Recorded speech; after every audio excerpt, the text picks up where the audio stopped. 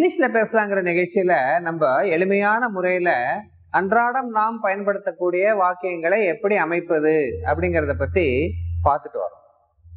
இதுல பாத்தீங்கன்னா இப்ப நடந்துட்டு இருக்கக்கூடிய நிகழ்ச்சிகளை சொல்லக்கூடிய ஒரு வாக்கிய அமைப்பு என்ன அப்படின்னு பாத்தீங்கன்னா அதுதான் கண்டினியூஸ் டென்ஸ், தொடர் வினை இல்லையா? அதுல அவள் பாடிக்கொண்டிருக்கிறாள் அப்படிங்கிறத நம்ம சொல்லணும். We are going to tell in English about the activity of a girl. அவள் என்ன செஞ்சிட்டு இருக்கா அப்படின்னு பாத்தீங்கன்னா பாடிட்டு இருக்கா. பாடிட்டு இருக்கா அப்படிங்கிறத நம்ம சொல்லணும். She is singing. She is singing. அவள் பாடிக்கொண்டு இருக்கிறாள் இல்லையா? He, she, it. இது சப்ஜெக்டா வந்ததுனால பக்கத்துல is. He is singing. She is singing. It is singing. அப்படி வந்துரும். Plus verb plus ing. He பக்கத்துல ஒரு is, அப்புறம் ஒரு verb, அதோட ஒரு ing. This is the simple formation of the sentence. He is singing. He is singing. She is singing. It is singing. It ஒரு is, பக்கத்துல verb, verb-ஓட ஒரு ing. இதுதான் தொடர் வினை, கண்டினியூஸ் டென்ஸ். அது பாடிக்கொண்டிருக்கிறது. அவள் பாடிக்கொண்டிருக்கிறாள். பாடிக்கொண்டு இருக்கிறாள், பாடிக்கிட்டு இருக்கா. அவ பேசிட்டு இருக்கா, சும்மாவே இருக்க மாட்டான், அவன் பேசிக்கிட்டு இருக்கா. பேசிக்கொண்டிருக்கிறாள். பாடிக்கொண்டிருக்கிறாளுக்கு சிங்கிங், பேசிக்கொண்டிருக்கிறாள் அப்படிங்கிறதுக்கு docking.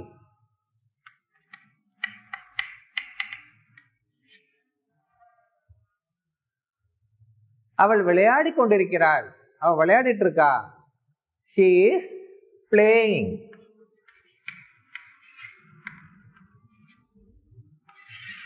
She is playing. Clean பண்ணிட்டு இருக்கா. She is cleaning.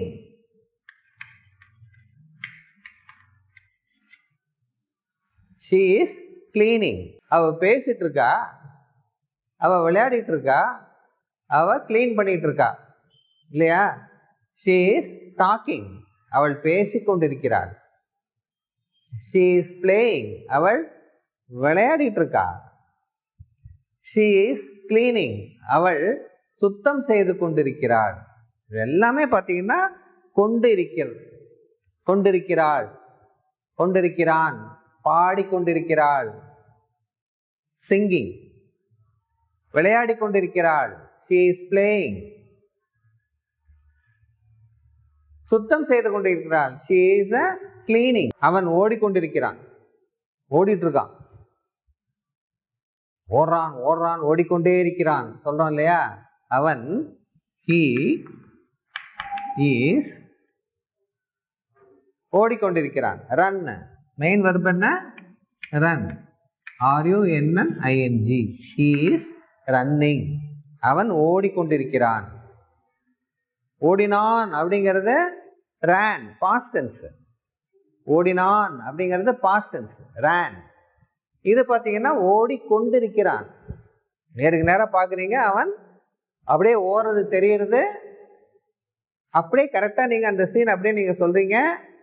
அப்போ நீங்கள் பயன்படுத்தக்கூடிய இந்த டென்ஸ் என்ன அப்படின்னு பார்த்தீங்கன்னா continuous tense. He is running.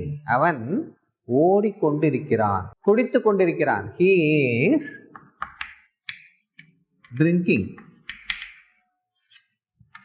a cup of coffee. He is drinking a cup of coffee. அவன் ஒரு கப்பு காஃபி குடித்து கொண்டிருக்கிறான், குடிச்சிட்டு இருக்கான். அவன் குளிச்சுக்கிட்டு இருக்கான். ஓ, குளிக்கிறாரா, குளிக்கிற பழக்கம் இருக்கு அப்படின்னு சொல்லும்போது he is taking bath. he is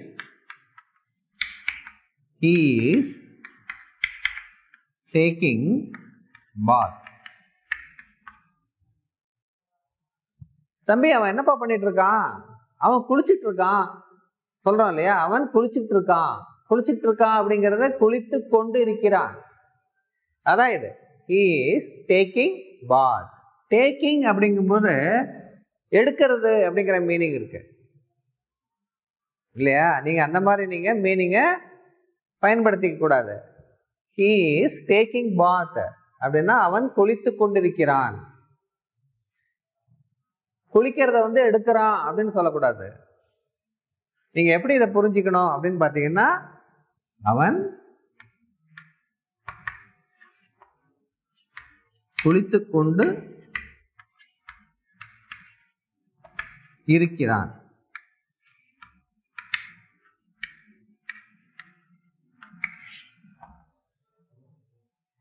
he is taking bath.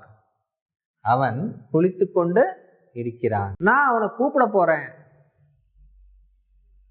நான் அவனை கூப்பிட போறேன், இன்வைட் பண்ண போறேன். எப்படி சொல்லுவீங்க இத? உங்க வீட்டுல ஒரு ஃபங்க்ஷன் நடக்குது.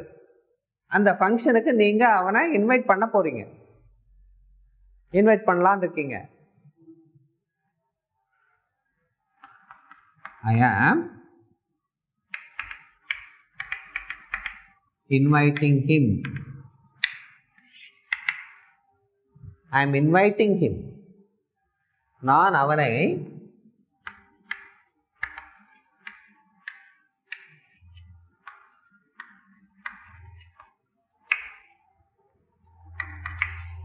அழைக்கப் போகிறேன்.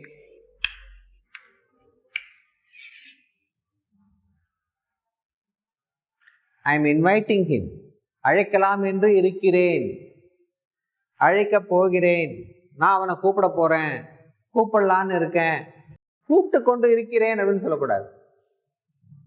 நான் அவனை அழைக்க போகிறேன். இந்த கண்டினியூஸ் டென்ஸோட அனதர் யூசேஜ் என்ன அப்படின்னு பாத்தீங்கன்னா, இம்மீடியட் ஃபியூச்சர்ல நடக்க போற ஒரு விஷயத்த நீங்க சொல்லணும் அப்படின்னா இந்த கண்டினியூஸ் டென்ஸை நம்ம பயன்படுத்துறோம். Immediate future. அது என்ன sir immediate future? Immediate future அப்படின்னா என்ன? ஃபியூச்சர் கேள்விப்பட்டிருக்கோம். இம்மீடியட் ஃபியூச்சர் அப்படின்னா என்ன அப்படின்னு பார்த்தீங்கன்னா, அதுதான் ரொம்ப சீக்கிரமா நடக்கக்கூடிய, நமக்கு அடுத்து நடக்கக்கூடிய, அடுத்த நாளே நடக்கக்கூடிய, அடுத்த நிமிஷமே நடக்கக்கூடிய அந்த ஃபியூச்சரை பத்தி சொல்றது அப்படிங்கிறது தான் இம்மீடியட் ஃபியூச்சர். நீங்க அவனை அழைக்க போறீங்க இல்லையா, நீங்க அவனை கூப்பிட போறீங்க இல்லையா, அதுதான் இந்த இடத்துல ஐ எம் இன்வைட்டிங் ஹிம். நான் அவனை அழைக்க போகிறேன். அதான் ஐ எம் இன்வைட்டிங் ஹிம். அவரு நாளைக்கு வரப்போறாரு. அவர் என்னைக்கு வரப்போறாரு? அவர் நாளைக்கு வரப்போறாரு சார். அதை எப்படி சார் நீங்க சொல்ல போறீங்க இங்கிலீஷ்ல? அவர் நாளை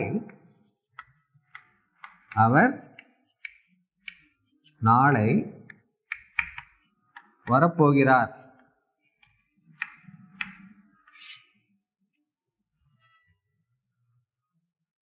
வரப்போகிறார் அப்படிங்கிறதுக்கு ஒரு க்ளூ உங்களுக்கு கொடுத்துட்றேன். arrive. So you have to use this verb arrive. arriveங்கிற வெர்பை பயன்படுத்தி நீங்க இந்த சென்டென்ஸை இங்கிலீஷ்ல எழுதி வைக்கிறீங்களா, நோட் பண்ணி வைக்கிறீங்களா, யோசிச்சு வைக்கிறீங்களா? நம்ம நெக்ஸ்ட் செஷன்ல பார்ப்போம்.